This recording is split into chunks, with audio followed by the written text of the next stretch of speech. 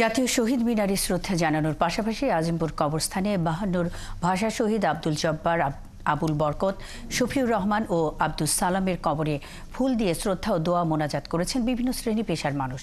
সকাল থেকে বিভিন্ন রাজনৈতিক দল, সামাজিক সাংস্কৃতিক সংগঠন, শহীদ পরিবারের সদস্যরা আজিমপুর কবরস্থানে এসে দোয়া মোনাজাতের মাধ্যমে শহীদদের স্মরণ করেন। তবে শহীদ মিনারের মতো আজিমপুরে রাষ্ট্রীয়ভাবে শ্রদ্ধা জানানোর ব্যবস্থা না থাকায় ক্ষোভ প্রকাশ করেন কেউ কেউ। বিস্তারিত শাহিদুজ্জামান সাকিবের রিপোর্টে।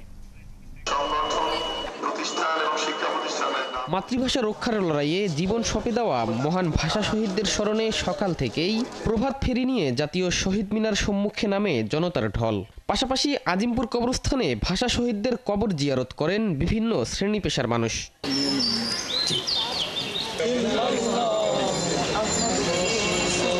ভাষা শহীদ আব্দুল জব্বার, আবুল বরকত, শফিউর রহমান ও আব্দুস সালামের কবর জিয়ারত করে অকুতভয়ে এ বীরদের কল্যাণ কামনা করে দোয়া করেন তাদের গুণগ্রাহী ও স্বজনরা। মাতৃভাষাটা যাদের কারণে পেয়েছি আমরা তাদেরকে ভুলে গেলে চলবে না, আমরা স্মরণ রাখবো এবং কিয়ামত পর্যন্ত তাদেরকে স্মরণ রাখতে হবে। আমরা এখানে মিলাদ পড়েছি, কিয়াম করেছি, এমনকি মোনাজাত করেছি, ওনাদের রুহানি ফৌজাত যেন আমরা পাই। ইতিহাস সংরক্ষণ করতে হলে অবশ্যই আপনাকে ইতিহাসের যেভাবে করা হয় ঠিক সেইভাবে করা উচিত, না হলে ইতিহাস বিকৃতি হয়ে যাবে এবং সেটা ধরে রাখা সম্ভব হয় না। শহীদ মিনারের মতো আজিমপুর কবরস্থানে রাষ্ট্রীয়ভাবে শ্রদ্ধা জানানোর ব্যবস্থা না থাকায় ক্ষোভ প্রকাশ করেন কেউ কেউ। এইখানে কোনো আয়োজন নাই, দেখেন আপনি, এখানে তো উচিত ছিল যে অন্তত কিছুটা শামিয়ানা টানিয়ে এখানে বড় একটা দোয়া মাহফিল হবে, তাদের বিদেহী আত্মার মাগফিরাত কামনার জন্য রাষ্ট্রের রাষ্ট্রপতি আসবেন, এখানে প্রধান উপদেষ্টা আসবেন, উপদেষ্টারা আসবেন। রাষ্ট্রীয় পর্যায় থেকে এই কবর জিয়ারতের উদ্যোগ গ্রহণ করতে হবে।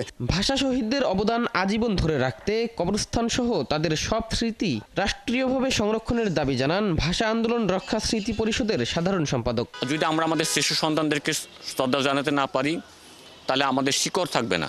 রাষ্ট্রপক্ষ থেকে আমাদের এই যে শহীদ যাদের নাই, রফিক, সালাম, ওহিউল্লাহ আউয়াল, এনাদের কবর চিহ্নিত করা হোক এবং তাদের পরিবারদেরকেও যত সম্মান প্রদর্শন করা হোক।